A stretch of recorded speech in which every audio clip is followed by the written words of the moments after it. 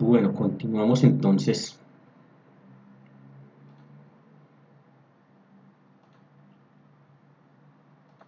con nuestro ejercicio. Habíamos mirado cuáles son los órganos que integran las distintas jurisdicciones. Ahora miramos entonces los sistemas para designar los funcionarios judiciales.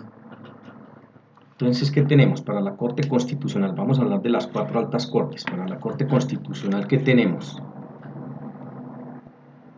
¿Quién los elige? Los elige el Senado. Ojo, solo el Senado, de ternas enviadas por el Presidente de la República, la Corte Suprema de Justicia y el Consejo de Estado. Cada uno manda uno. Y la integran 9 magistrados. Estamos hablando de esa primera alta corte, Corte Constitucional. El Consejo Superior de la Judicatura, según el artículo 254 de la Constitución Nacional, los elige en 2 salas. Está integrada por 2 salas, una sala disciplinaria y una sala administrativa. La sala disciplinaria, esa la elige sí el Congreso en pleno, de ternas enviadas por el gobierno. Y la sala administrativa, para conformar los 6, van 3 por el Consejo de Estado, 2 que elige la Corte Suprema de Justicia y 1 que elige la Corte Constitucional. Y tenemos ya la segunda alta corte, Consejo Superior de la Judicatura. Decíamos, integrada por una sala disciplinaria de 7 magistrados y una sala administrativa de 6. La tercera alta corte, la Corte Suprema de Justicia. ¿Quién los elige? Por una figura de la cooptación. ¿En qué consiste esta figura de la cooptación, que es muy antigua? Es que el mismo órgano judicial, o sea, la propia Corte Suprema de Justicia, elige por cada vacante, elige sus propios miembros. ¿Cómo? De listas mayores a 5 candidatos, claro, por cada vacante, enviadas por la sala administrativa del Consejo Superior de la Judicatura. Entonces, lo que hace el Consejo Superior de la Judicatura es elaborar la lista, ya saben, en número mayor a 5, con el perfil exigido, y se lo envía a la Corte Suprema de Justicia, quien por cooptación va entonces a proceder a elegir el reemplazo. ¿Cómo está integrada nuestra Corte Suprema de Justicia? Está integrada por 23 magistrados en 5 distintas salas.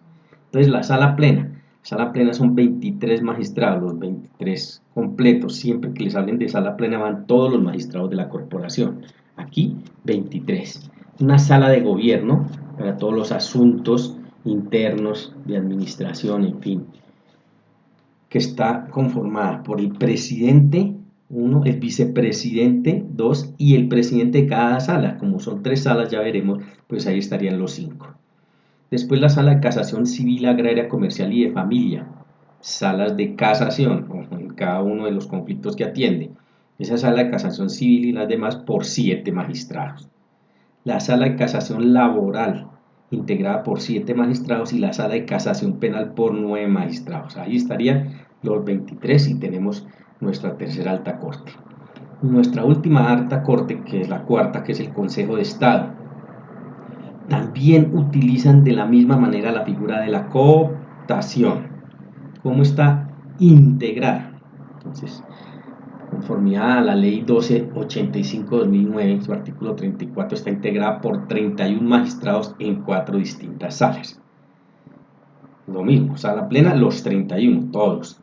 Y después una sala de gobierno con las mismas funciones, bueno, similares a la de la Corte Suprema de Justicia en cuanto a la administración y el funcionamiento de esta alta corte, por 8 integrantes. Un presidente, un vicepresidente y el presidente de cada sección, siendo 5, pues ahí están los 3 más y son 8, entonces en la sala de gobierno. La sala de lo contencioso administrativo, integrada por 27 magistrados, y esa sala de lo contencioso administrativo se divide en 5 secciones. La primera la integran 4, la segunda la integran 6, la tercera la integran 9, la cuarta integrada por 4 y la quinta sección integrada por 4 magistrados. Ahí están los 27. Y la otra sala es la sala de consulta y servicio civil. Esa, si no se subdivide, está integrada por 4 magistrados. Estos más los de la sala de lo contencioso administrativo, pues completan todo el Consejo de Estado, que es esta alta corte. Todos los magistrados de altas cortes por periodos de 8 años no reelegibles. Entonces, hasta ahora ese es el escenario que se tiene. Ustedes habrán escuchado y saben de movimientos de reforma en el cual promueven que este periodo se aumente. Hay voces, la mayoría, voces que determinan que sea de 12 años, e inclusive hay otros más osados que hablan de la posibilidad que se haga de carácter vitalicio, como por ejemplo puede ser, o como es en la Corte Suprema de Justicia de Estados Unidos, pero pues son apenas voces de reforma. Esta segunda, yo no creo que Colombia esté preparada para tener magistrados en ese carácter de vitalicio. Todavía no tenemos, yo digo, la madurez jurídica para manejarlos de esa manera. Por ahora, de periodos fijos, podemos decirlo así, de 8 años. ¿Qué ha sucedido y qué pasa en torno entonces a cómo se integra? ¿Cuál es la importancia? Pues aparte que ustedes tienen que ir a seguir completando sus cuadros, pues lo importante de este ejercicio, en este subcapítulo que estamos viendo de cómo se designan los funcionarios judiciales, pues bueno, tienen ustedes que entender que con base en la Constitución Política del 91 surgieron dos nuevas altas cortes: la Corte Constitucional y el Consejo Superior de la Judicatura, creadas, ya les digo, a partir de la Constitución del 91. Esas funciones ya se venían cumpliendo, pero al interior de las otras altas cortes o en órganos separados. Por ejemplo, los asuntos constitucionales antes del 91, ¿quién los atendía? Pues los atendía una sala especial que había, pero al interior de la Corte Suprema de Justicia. Por lo tanto, mire que aquí adquiere autonomía e independencia porque se crea una alta corte, que es la Corte Constitucional.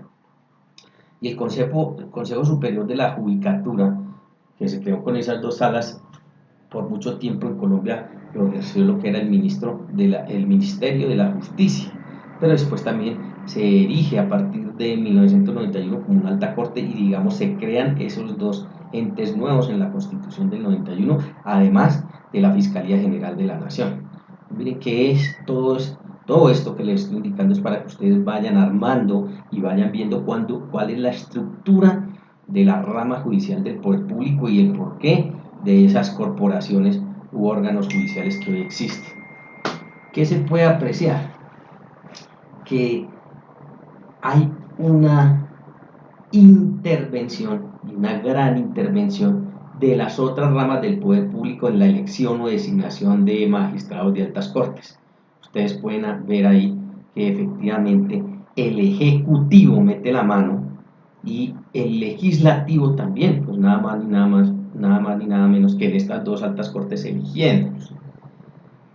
¿Qué sucedió y qué ha sucedido? ¿Cuál es la experiencia y cuál es el balance ahorita, después de tantos años, desde la creación o su creación en 1991? Que de alguna manera en el aspecto teórico eso fue muy bien visto y es muy bien visto por otros países, en los cuales inclusive han optado por tener como referencia nuestra Constitución del 91.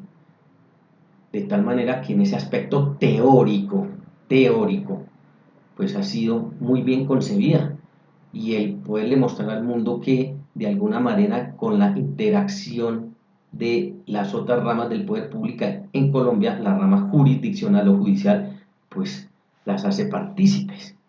Pero en la práctica, eso es en la teoría, como van a experimentar a lo largo o cuando sean ya abogados y en fin, eso es una cosa, en la teoría, y otra cosa es la práctica. En la práctica ha sido un caos absoluto. ¿Por qué? Porque escuchamos a toda hora decir se politizó la rama judicial, y en el fondo es cierto. Entonces eso le llegó, la contaminó, y por eso también las grandes voces hoy de reforma están todas orientadas a indicarnos, a decirnos que esta forma de designar a nuestros funcionarios judiciales, sobre todo los de las altas cortes, pues hay que entrar a mirarlo y modificarlo. Y es fácil advertirlo, porque miren que en la Corte Constitucional decíamos, lo elige el Senado, pero el presidente de la República manda un candidato, al igual que manda otro la Corte Suprema de Justicia y otro el Consejo de Estado. Pero ¿qué pasa? Que obviamente cualquiera en Colombia, nosotros, ustedes mismos, cualquiera que quisiese ser presidente de la República, ¿qué le favorece, qué le conviene más? ¿Tener a la Corte Constitucional de su lado o en contra? Pues obviamente que de su lado, y entonces moverá y hará todo lo que esté a su alcance, inclusive aquí se lo está autorizando la Constitución para que sea de esa manera. Por eso el candidato que él manda, porque él manda un candidato para que de tres escojan, pues ese manda, y ahí es donde escuchamos que dicen es el que tiene el guiño del presidente, es el que tiene la aureola. ¿Por qué? Porque eso lo va a elegir el Senado. Entonces miren que es un tema político. Si el presidente de la República tiene las mayorías, como es común en Colombia tenerlas, pues de los tres candidatos, ¿a quién van a elegir? Obviamente al que el presidente envió, porque él va a mover a los presidentes de las bancadas al interior del Senado y les va a decir, bueno, mi candidato es esto, es este. Y si son afines con el gobierno y son la mayoría, pues ese es el que sale electo.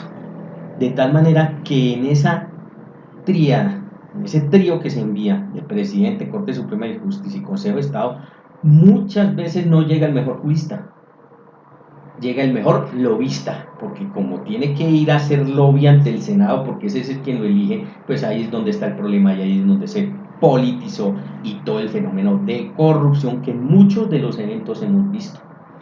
Aprovecho para decirles, claro, en las altas cortes hay excelentes, muy probos magistrados, intachables, pero como en todo estamento se nos ha colado de todo. Hay excelentes, pero hay buenos, hay malos, hay regulares, hay corruptos, hay malos, en fin, eso se politizó y de esa manera entonces se contaminó. Y ni qué decir del Consejo Superior de la Judicatura, donde ustedes ven, por ejemplo, que la sala disciplinaria, las ternas las envía por completo el gobierno y las elige el Congreso en un ejercicio muy similar que nos sobrepasó, se contaminó y tenemos esos graves problemas. Eso ha pasado con esta forma de designar a nuestros magistrados. En la figura de la cooptación, que venía, porque tradicionalmente las dos altas cortes que venían y siguieron fueron la Corte Suprema de Justicia y el Consejo de Estado, funcionaba a las mil maravillas. Antes, de una época para acá, también cayó en crisis, y esta figura de la cooptación ahora es todo un problema, todo un galimatías para la elección de la vacante de un magistrado.